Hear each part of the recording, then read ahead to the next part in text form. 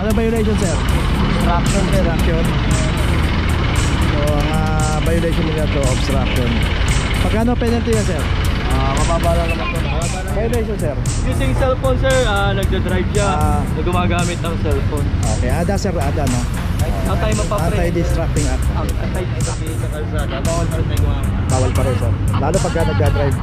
Lalo sa ano na, kung nagda-drive. At kung ano naman may bata may harapan, bawal pa rin. So, kayo lang po. Matalong basketball. Okay yung holding din na. Ito na po yung binigay sa amin. Nasaan yung unit na 10 piraso sinasabi mo? Siguro pwede kayong payagan hanggang isa, dalawa, tatlo sabihin natin.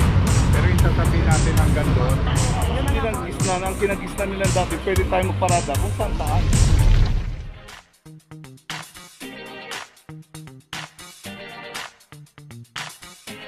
Papajo TV! Okay, location natin Pigibara, in between ng Yuseco at saka Tayuman. Ayan, ito yung mga nakaparada mga jeep dito, mga biyaheng Lardizabal, Tayuman. Ayan, mga walang driver dito. At dito kasama pa rin natin ng MTPB Sector 3 sa pamumuno po ni Sir Jack. At ito yung mga jeep dito na may driver, ito tinikita na lang. At yung walang driver naman dito, ito kinaklamp na yung mga maabutan dito, kaya hanggang maaari alisin natin yung mga jeep natin dito kasi kasama po nag-joint operation yung Team Mendoza at Team Jack sa isang jeep din dito, ito nakaklam na 2412.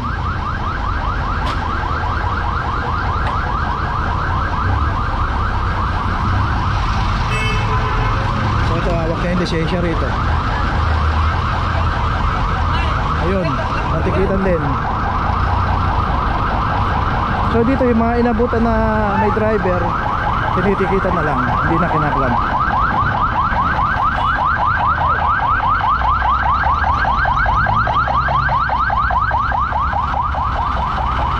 Tapos meron pang isusunod na titikitan na hawak na rin yung lisensya. At the rest, yung mga naklamp dito, yun yung walang mga driver. Ano violation, sir? Obstruction, sir. Obstruction. So ang violation nila to, obstruction.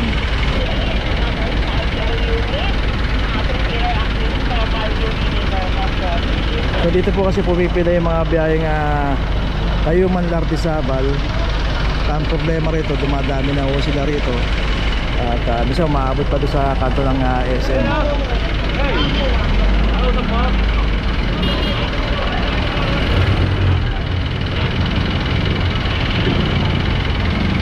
Pero pakataro, isa pa natikitan dito.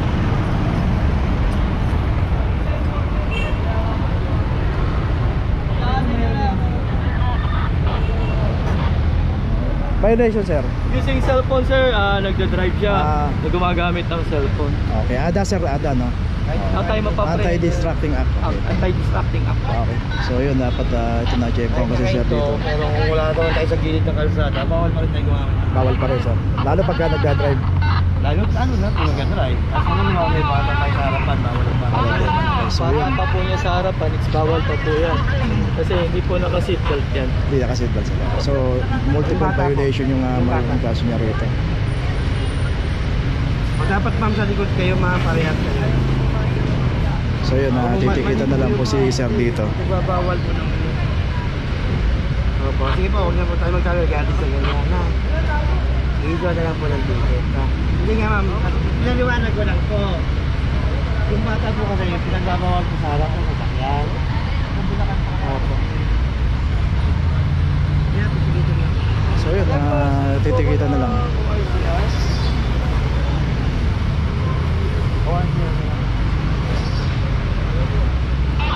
So ayun, mahigpit po yun yung ADA na yun.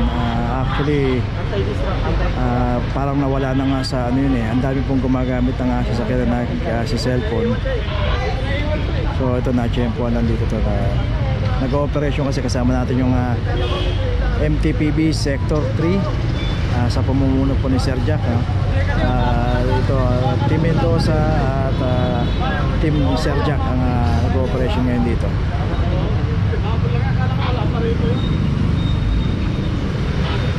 So inaantay na lang yung ORCR dito para magawa na yung paninikit dito. So the rest naman dito, yung mga naklamp dito, ito yung mga walang driver yan. Yung dalawa ata yung naklamp dito. So the rest lahat ng may mga driver dito na inabutan na yan. Tuloy ang paninikit dito. So dalawa, tatlo ata silang naninikit dito.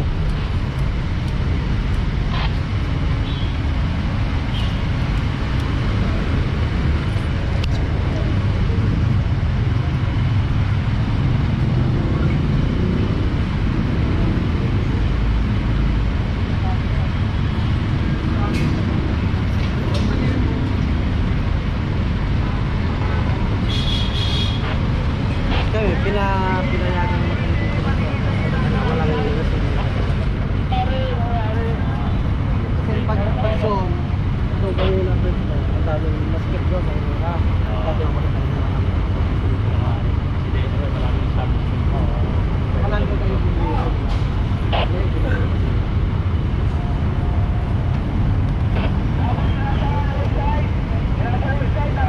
Loading and loading. So dito binabasa yung permit nila rito. Meron daw silang permit. Atas. Wala, loading and loading. Holding bay. Ito yung holding bay na. ito na po yung binigay sa amin doon. Nasaan yung unit na 10 piraso sinasabi mo?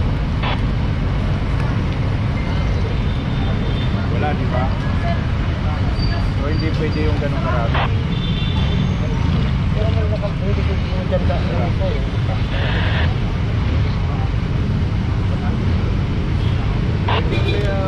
Siguro pwede kayong payagan hanggang isa, dalawa, tatlo sabihin natin. Pero yung sasabihin natin hanggang doon, Yun na nga po, yun na sabi dito ni Chairman. Haba na yun? Hindi po, sabi kasi ni Chairman, dapat yung Herrero kasama yun. Sabi ni Chairman, huwag na kayo masyado dito para Sabi dito ng na lang kumpleto ibigay eh. natin. Isa pang kinocomplete dito yung basura at saka yung pang-media ginagawang May urinal po dyan, saka yung mga nagdudumi, hindi naman po kami. di ano ko kay Kawin ko. Para yung pwede nyo naman yan yung nakikita. Tatawag ko rin. Boys, paano kami natikita na boys? Ha? So yung kanila kasi natikita na Kasi galing ako Office of the Mayor yung ano rito. Office of the President. Mapabasa ko rin sa inyo dadalhin. okay. So yun, binasa naman yung kanilang permit dito pero subject for verification pa doon sa pinaka-head.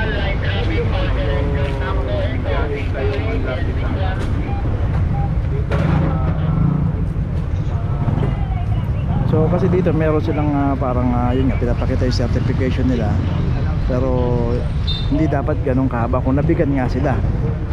Kasi yan naman depende rin sa MTPB yan kung ma-aprobahan sila. Yung double park, sabi niya, wag lang kayo magdo-double park.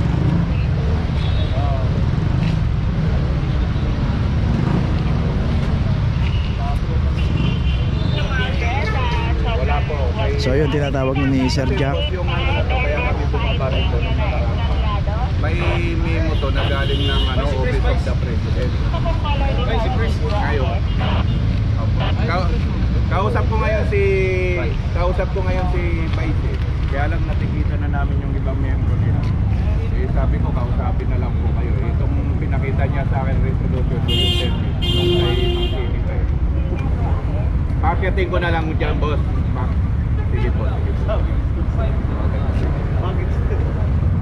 ko hindi pwede. Ngayon ganito. Akit ka na lang doon sa opisina, dalhin mo to. Kasi hindi kayo papayagan talaga dyan. Dahil ito pala yung sinasabi mo.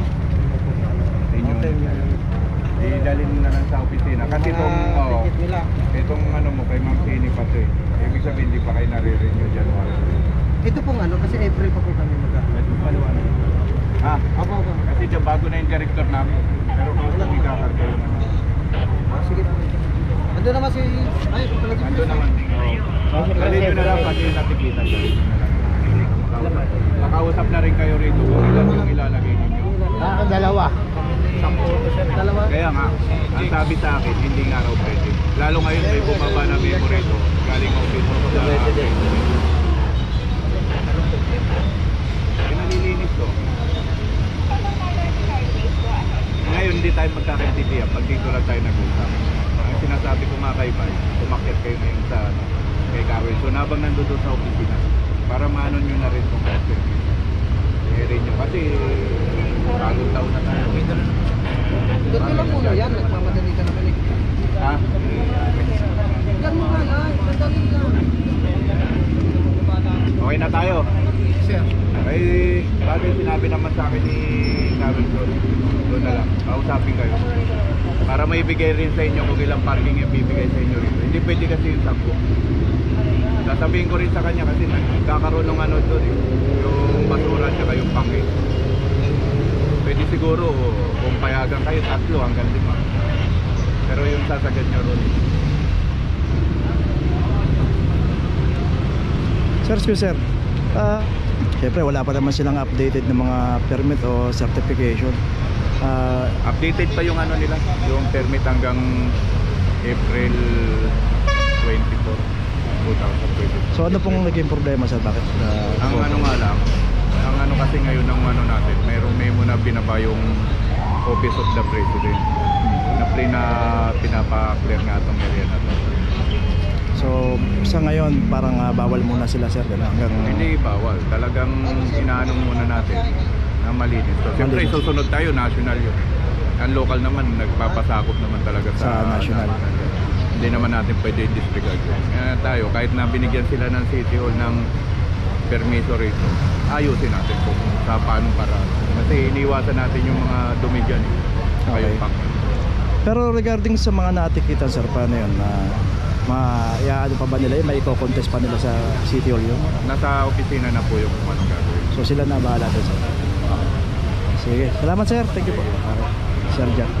So yun regarding nga doon so opisina ng bala. So meron daw merong kautusan galing sa presidente na linisin tong area na to. Pero yun nga, meron silang permit pa na hanggang 2024 ng March ata o April. So dapat